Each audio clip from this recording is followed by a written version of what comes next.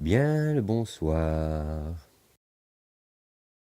Alors, pour se décontracter, se détendre, laisser aller l'imagination, on va lire L'oiseau d'Ourdi de Jacob et Wilhelm Grimm. Avant de commencer, prenez soin de bien vous installer confortablement sans tension musculaire. Un maître sorcier se donnait l'apparence d'un pauvre et s'en allait mendier de maison en maison pour s'emparer des jolies filles. Nul au monde ne savait où il les emportait, et jamais plus elles ne revenaient de là-bas. Un jour, il se présenta à la porte de quelqu'un qui avait 3 filles, jolies toutes les 3, et il avait l'air d'un misérable mendiant tout loqueteux et presque à bout de force, avec une vieille besace sur le dos qui semblait faite pour emporter les dons de la charité. Il mendia humblement un petit quelque chose à manger, et quand la fille aînée vint pour lui apporter un morceau de pain, il la toucha seulement du bout du doigt, ce qui l'obligea à sauter elle-même dans la besace. Aussitôt, l'homme s'éloigna à grandes et solides enjambées, gagnant rapidement une sombre forêt au milieu de laquelle il avait sa maison. Là, dans cette maison, tout était merveilleux, et la jeune fille avait tout ce qu'elle pouvait désirer ou même souhaiter, car il lui donnait tout. « Mon trésor, lui dit-il, ton cœur ici n'aura plus rien à désirer. Tu verras comme tu seras bien chez moi. » Quelques jours passèrent, puis il lui dit « Je dois m'absenter et te laisser seul, mais ce ne sera pas long. Voici toutes les clés de la maison. Tu peux aller partout, à la seule exception d'une chambre, à laquelle correspond cette petite clé-ci. Dans celle-là, je t'interdis d'entrer sous peine de mort. » Il lui confia également un œuf en lui disant « Cet œuf, garde-le-moi précieusement et porte-le de préférence toujours sur toi, car s'il venait à se perdre, cela provoquerait un énorme malheur. » Elle prit les clés ainsi que l'œuf, promettant d'exécuter tout à la lettre. Une fois le maître parti, elle alla ici et là visiter la maison de haut en bas, admirant tout ce qu'il y avait à admirer, les chambres qui étincelaient d'or et d'argent, des merveilles telles qu'il lui semblait n'avoir jamais rien vu d'aussi beau, ni seulement rêvé de pareille splendeur. Elle arriva aussi, pour finir, devant la porte interdite et voulut passer outre. Mais la curiosité la retint, la tracassa, ne la laissa pas en repos. Elle considéra la petite clé, qui ressemblait aux autres, l'introduisit dans la serrure et la tourna un tout petit peu. Mais la porte s'ouvrit d'un coup. Et que vit-elle lorsqu'elle entra? Au milieu de la chambre, un grand bac plein de sang où nageaient des membres humains, et côte un gros billot avec une hache étincelante. Elle eut un tel sursaut d'effroi que l'œuf, qu'elle tenait à la main, lui échappa et tomba dans le bac sanglant.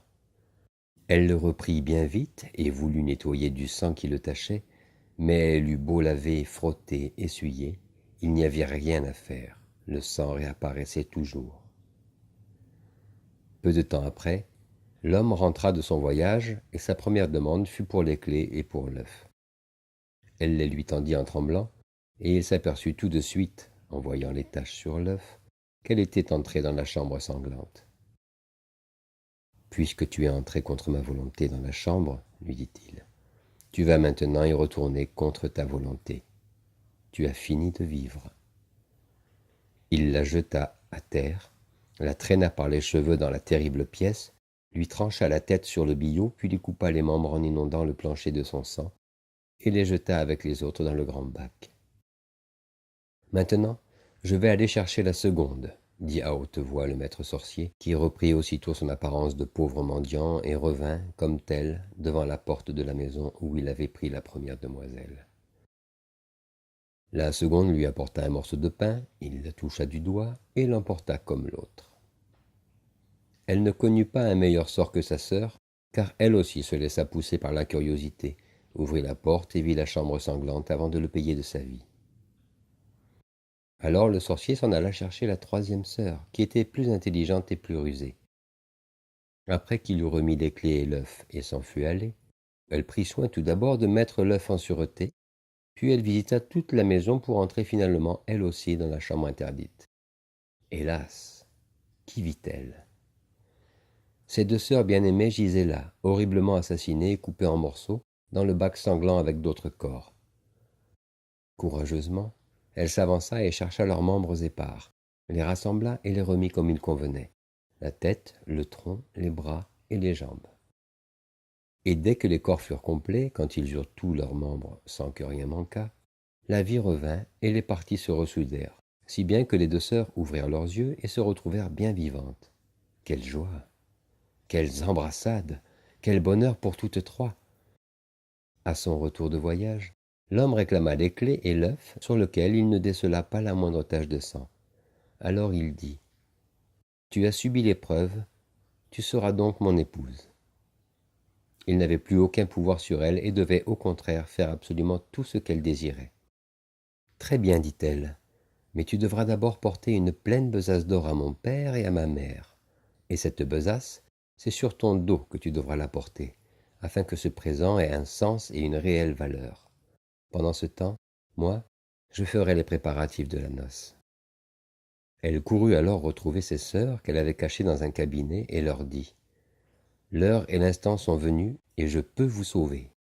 Le maudit va lui-même vous ramener, à son insu, à la maison, en vous portant sur son dos. Mais dès que vous serez arrivés, envoyez-moi vite du secours. » Elle les mit toutes deux au fond d'une besace, puis elle les couvrit d'or de façon qu'on ne puisse pas les voir. Puis elle appela le maître sorcier et lui dit « Voilà, la besace que tu vas porter, mais ne t'arrête pas en chemin et ne cherche pas à te reposer. Je te verrai de ma petite fenêtre d'en haut et je te surveillerai. » Le sorcier chargea la lourde besace sur son dos et se mit en route aussitôt. Mais elle pesait si lourd que la sueur lui en coulait du front et lui inondait le visage. Il s'arrêta et s'assit pour se reposer un moment, mais une voix lui cria de l'intérieur de la besace « Je te vois de ma petite fenêtre, tu te reposes. Allons, marche !» Il se releva et se remit en route, croyant que c'était sa fiancée qui lui avait crié cela depuis la lucarne, là-bas.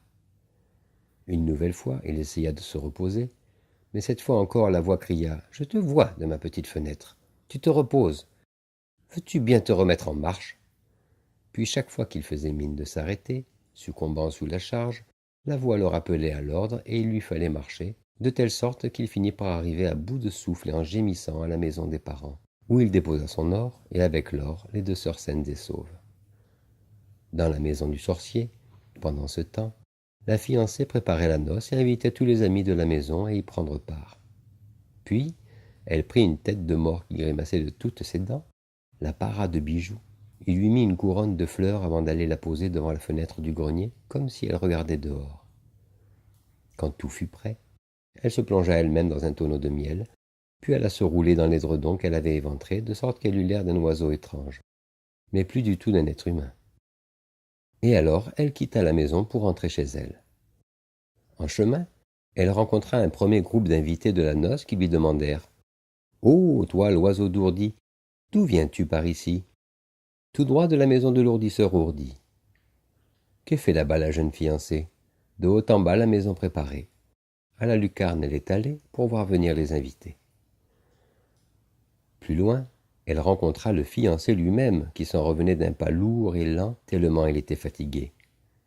Comme les autres, il l'interrogea. « Oh, toi l'oiseau d'ourdi, d'où viens-tu par ici ?»« Tout droit de la maison de l'ourdisseur ourdi. »« Que fais-tu là-bas, ma jeune fiancée ?»« De haut en bas la maison préparée, à la lucarne elle est allée pour voir venir son fiancé. » Regardant tout là-bas, au grenier, le fiancé y vit dans la lucarne la tête de mort couronnée de fleurs et ornée de bijoux.